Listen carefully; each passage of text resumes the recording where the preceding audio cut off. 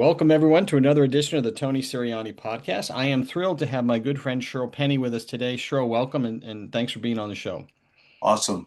Thanks for having me, Tony. Always great to see you, my friend. I know, always is. Well, you've got a bit to talk about, I guess. I do want to talk about the fact that you can't see my beard for some reason. They've filtered it out. I'm not sure, but you have your own news. This OpenArc stuff has been all over the press. So I mean, we could start there. And really, what I'd love to do is put it in context a little bit. Like, what does this mean for our industry? Because it seems like a changing, point. I mean, we've been through a lot of those over the past years, but this seems like this is maybe a turning point. No, I appreciate that, and I will. You're looking great. I think this Thank part-time work stuff, you. those of us that work full time, it's hard to look at as good as the part-timers. That's no question about it. Yeah. So look, OpenArc, we're super excited about it. If anyone, isn't familiar, it's I think the largest advisor transition maybe ever from any Big so. platform. They launched about a month ago. But what's so unique about it, and Tony, you know this because you've been a student of the independent space for a long time. We're in the business, I like to say, of checking boxes, right? Making sure that advisors can replicate or uh, do the business better on the independent side. And if you go back over the last 20 years, it's been an evolution to better technology, the ability to provide credit in the independent side that maybe historically you couldn't do, like at the banks. Alternative investments certainly have caught up. And it seemed like that one box that was left that had not been checked was on the corporate service side. The ability to leverage world-class administration. And we were able to pull Schwab into this partnership to leverage, their leading stock plan capability for one of the biggest stock plan teams in the industry. And one of the founding principles, also Tony, with Dynasty, is we built a business around this notion of the triangulation of advice. That the end wealth management consumer wants ultimately to get advice separate from safe custody and then separate again from where products are manufactured and sold. I believe, Tony, the same thing is true on the corporate side. So now you're able to have advice given to you by an independent group of advisors. You can administer, which is very similar to custody, from a third party, in this case, Schwab. And then you can go out and get product and services, whether it's capital markets around hedging and monetization for a concentrated position, how you diversify and build out your portfolio. You can do This that in a helps. totally independent way. This helps all your guys, right? I mean, this helps all the teams because now you've got this expertise and you sort of broke some new ground around the corporate services stuff. So There's no question. There'll be, I think, more lead flow for the community. The ability, I really think, to serve the corporate executive in a more independent way. I think it's something that's going to appeal, to the executive on the individual basis, but also to the companies that we're going to support as well. And the last thing I would say, and I've been hearing this over the last month. Our pipeline has never been more full, as you can imagine. People are calling and saying, if they can do it, then I can do it, right? And it's really awakened, the larger teams that thought, I I mean, probably can't do this, but now they say we definitely can. the issue has been, in the wires, you wonder what I think this does is it opens up the floodgate, a different set of floodgates, right? So it was always, I think, if you're a multi-million dollar team, the pathway has been pretty clear, right? We did that 15 years ago, trying to figure out how to make this work. And contractually and just the size of a team, it starts to make teams very difficult to move from the wire. I mean, they're doing that on purpose, right? So you have all these succession agreement is one thing, but when you have all these contractual obligations and the teams get to be supersized, you figure that they're not moving or they can't move. And I think that this shows that, well, you can. Yeah, and I think, look, leadership by fear is not sustainable over a long period of time. And the The advisors prisoners. that we're, yeah, the advisors that we're supporting, for the most part, Tony, they're not running from something, they're running towards something, right? They're excited about becoming entrepreneurs, about owning and operating their own business. A stat that I don't think we've shared too broadly, but I will tell you it's something we're incredibly proud of.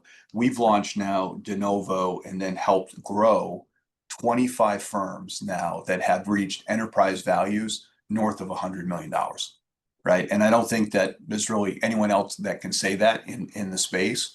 And you know this, success builds, more success. It feeds more Yeah, success. It inspires more people.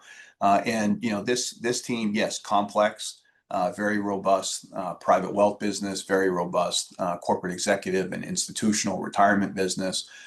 So obviously, it took some thoughtful planning. yeah. But the reality is they're off to a great start. I think they're going to be hugely successful.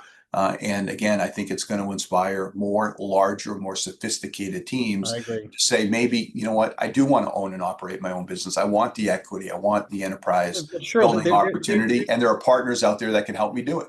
they're already running. I mean, most of these teams are essentially running their own businesses anyway. They try to, right? They're within the a structure that's sometimes confining. They have, large teams. I mean, they're prepared to do this stuff, but having you as sort of a guide there, Lewis and Clark to help them get Yeah. out, I think that's pretty good. So, Yep. Let me I just think share it's one other quick stat, which may be interesting to your listeners. So the average firm on our platform, in terms of their gross income, now, Tony, is over 66%, which means their fixed and variable cost is around 34%. So if you're at, mid 40s to 50%, you're looking at, anywhere from 30 to 40% increase in your cash flow. And then you own the equity in your business, right? yeah, And we're at all-time highs. I mean, we own and operate a leading investment bank in the space, and we're seeing routinely, high teens to 20 multiples of EBITDA, where businesses are transacting, and it's long-term capital gains. And perhaps as important, the advisors are determining when it is that they'll execute that transaction and when they decide to retire, as opposed to having it dictated to them by a current employer. yeah. I do want to talk about the investment bank because I interviewed your guys, the your investment bankers that you have on the team. Really, really good, really high quality. Very experienced. People that I personally like quite a bit. What's the process in your mind? The thought process around sort of opening that up, the investment banking for everybody.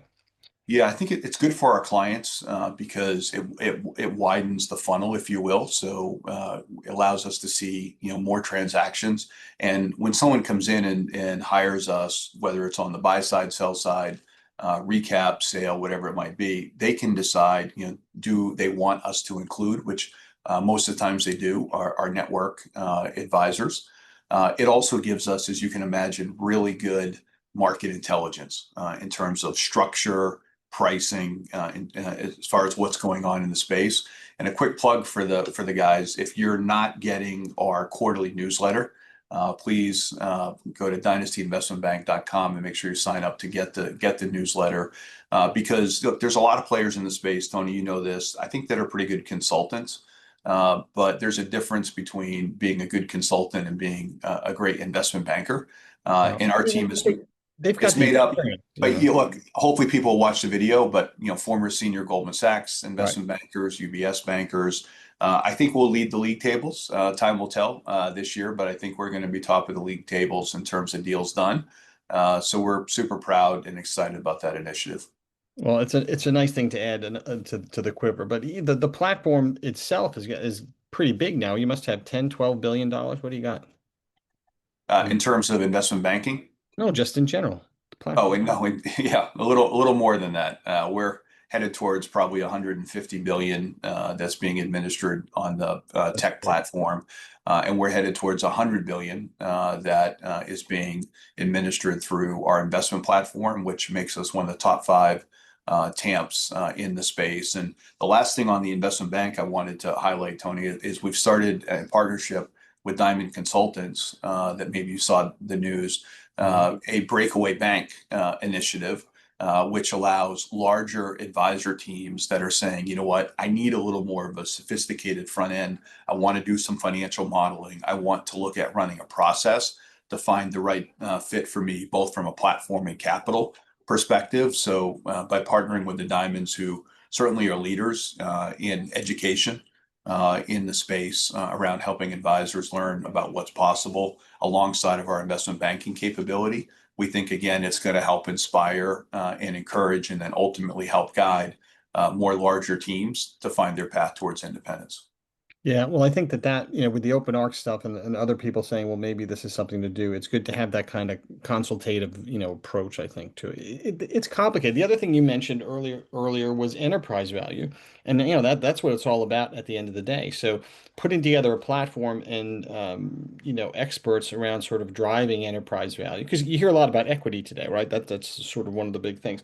But equity really is all about enterprise value. So for an advisor, if you can come and get the expertise you need to grow that business and turn it into something. I mean, 100 million. I don't know how many. I forgot how many 100 million guys you said you had, but that's a lot. Yeah, yeah. North of 25 and growing rapidly. We have a number of others that are about to cross over and quite a number that are in the pipeline. But look, there's a lot of wealth creation to that point, Tony, on the private company side, whether it's the advisors or from an investment standpoint. When we started this business over 15 years ago, there were 8,200 public companies. Today, there's less than 4,000. So there is a big focus with our investment platform team to make the private markets more available, to make it more easily from an administrative standpoint available. We just launched a UMA Yeah. program that has alternative investments as part of one of the sleeves in the UMA. Our model management business is on its way to 20 billion, and we launched it, Tony, only 2 years ago. So Bob Shea, our chief investment officer, and our team here are doing a great job educating the advisors around the benefit of outsourcing to grow, not just in terms of technology, but investments as well. And I'm also really pleased to say that from a performance standpoint, Bob's been outperforming, which makes it even easier for advisors to make that decision to outsource. Well, at its core, Dynasty is a wealth tech, a fintech wealth tech, firm, right? So, but what's interesting about the AI stuff, because I want to talk to you a little bit about that, is my opinion is that AI use, ultimately, AI is going to be able to say, if somebody puts it in, oh, here are the ETFs that match this criteria, here are it's going to be able to do that. But it can only look at public information. It's not going to look at private markets. So it can't, right? So to add value, advisors really need to embrace alternatives and things like that, the pieces that you're talking about. So Yeah. where do you think we're going with all that? I think AI is going to be a game changer for our industry. Candidly, Tony, I think a lot of people are underappreciating, just how much of a game changer and perhaps disruptive to different business models that Yeah. ultimately it will be. We launched an AI labs internally. We took some of our top engineers and top tech team members and pulled them off day-to-day production and put them into labs where we can experiment and try different things, leveraging AI. One of the things that we're rolling out this week in Austin, Texas, at our investor forum are some new bots and avatars that we're bringing the bots to life with. Some things around market commentary. For advisors, one of the challenges is proactive communication Yeah. with their clients, especially when markets are volatile, because we've invested so heavily, Tony, in our data lake, and we have great clean data, which is really the food that is consumed by AI, right, is data, that we can deliver on a monthly basis our market commentary to thousands of end clients by using avatars that become part of the personality of the RIA. So we'll be rolling out those as well. One of our mantras here at Dynasty, Tony, is bots over bodies. Yeah. So we're really trying to focus on leveraging AI and technology to tech enable businesses so that, ultimately we can service more people. When we started the business, this as well, there were 15 years ago, 600,000 advisors. Today, there's less than 300,000. Yep. So the industry is not bringing a lot of new advisors in. So one of the things, that I feel personally obligated and our business is obligated to, and I know you think this way too, on behalf of this most essential industry, is how can technology allow advisors to help more people at scale? And we're laser focused on that here at Dynasty. And you hit on something scale, which is what I was going to ask about. I mean, if I'm sitting, doing my business, growing my book, you'll pull some AI solutions maybe off the shelf, but scale is important if you're with a firm, so that somebody like you, like your teams, are actually thinking about this ahead of time, right? And trying to stay in front of it because it's difficult to stay in front of.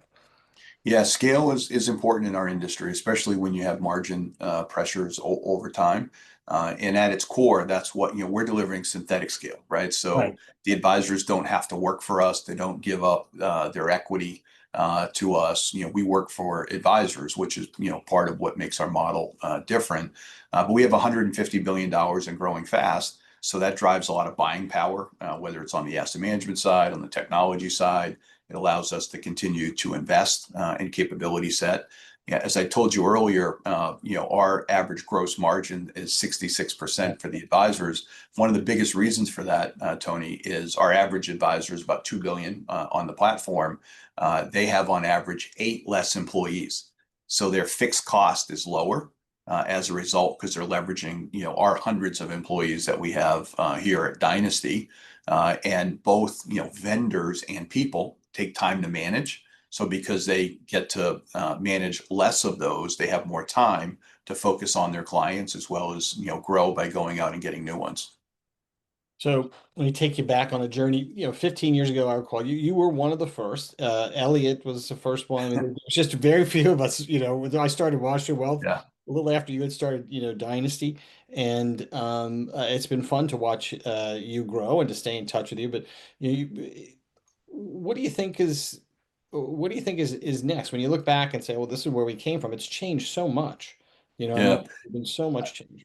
I had a good friend, was teasing me recently. So you're last man standing, from that generation of entrepreneurs, and teasing me about getting old. And I don't think of myself as too old. You're not that old. I'm only 48. I'm not 50 yet. So, God willing, I'll keep doing this, for another decade or so.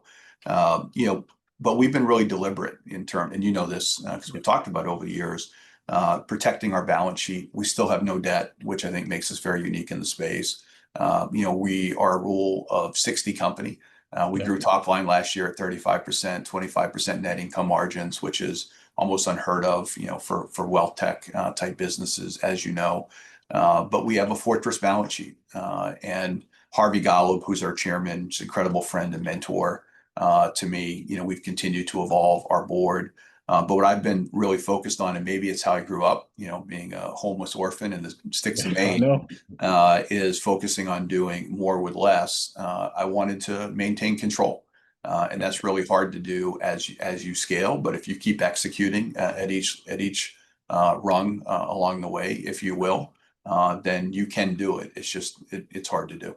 Well, but also, it speaks to a broader point, and I think this was true when we started, and it's surprisingly true today still, that this is personal to a lot of advisors, this business. You know what I mean? And Yeah, they value, and it was funny because we started independence. It was like I mean, I'm simplifying this here, but you can't trust these big corporations, but you want to go where you have a handshake, where you can trust somebody with a hand, and then that's why I think people, want to know how much longer you're going to be doing this because you're, face of the franchise. I get that all the time with my stuff too, right? sure. You're going to be around, they come to trust people, and personal relationships mean so much in this business. Yeah, I mean, we have clients now that we've had for 14, 15 years, which I'm, incredibly proud of. And, another good friend of mine, Mike Rapoli, who was the co-namer of Dynasty. Mike founded Vitamin Water and Body Armor, and he's a brand building genius, if you will. Yeah, And when we were coming up with the name Dynasty, he said, look, you don't name your company Dynasty if you're going to make it built to flip. You better be around in 15 years, 20 years, 25 years, or you're going to look like an idiot. So we named it Dynasty to be multi-generational, to mean sustained excellence, and we plan, to help change, the industry for the positive, but to do it over decades, not years. And this business was never built to flip, as you well know. I do. I know that. Look, lastly, what advice do you have? What are you seeing in the space? What's your advice for entrepreneurs that are out there trying to, look, a lot of them don't have your perspective, right? Sometimes when you're so deep in the weeds of growing your own firm or trying to do your own thing, you lack that, well, of course, 15 years experience, but also the sort of perspective that you need to sort of see what's coming next. Yeah, one of the things I love about the space is we're entrepreneurs serving other entrepreneurs. All Yeah. right. And in the grand scheme of things, we actually cheer for each other and try to help each other out. So there's 3 life cycles to any business, as you know. There's the launch, there's the growth phase, and then there's succession. And To entrepreneurs, that are in the launch phase, I would just say you can't talk to too many peers. Go out and make sure that you're listening, but you're listening in particular to what didn't work well. If you're looking at taking on capital, ask them for references on deals that didn't go well, not just the ones that did. Yeah. And if you're in rapid growth mode, it's important, I think, to protect your equity, protect the balance sheet. Don't get too far over your skis. We say here at Dynasty, risk, fingers and toes, but don't ever risk arms, legs, and certainly never risk your head. Right. There's a lot of what I think, or I would describe as pretty talented entrepreneurs that have lost their business because they've gotten a little too far over their skis and too aggressive. And then lastly, And when you see those, you say to yourself, geez, I wish I could have talked to this guy because you could have, there's so easily yeah, avoidable, some of these things. it's in look, ego is a hard thing for all of Yeah. us entrepreneurs, and it's hard to admit, when we're having challenges or when we've made mistakes. But the more vulnerable you can be with a peer set that you can trust. I mean, I'm a fellow at the Aspen Institute. I'm in YPO. I'm in the E&Y Entrepreneur Network, and I love getting together with peers to learn from them and to share my mistakes and hopefully in a way that helps them.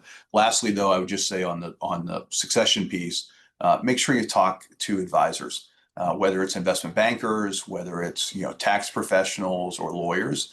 They have a lot of experience. If you don't do this all the time, it's probably the most important decision, at least personally, professionally, that you'll ever make around succession. And make sure you have great advisors around you as you go through that process. Certainly, you and I have learned more from our mistakes than we did from our successes, right? I mean, that goes with the territory, I think. For So, sure. look, thanks for being here, Shirl. That's a quick 20 something minutes, but it's always good to have you on, and appreciate your continued success. That's really great for the industry. So, thanks for what you're doing. So great to see you, and thanks again for having me on, Tony. Sure.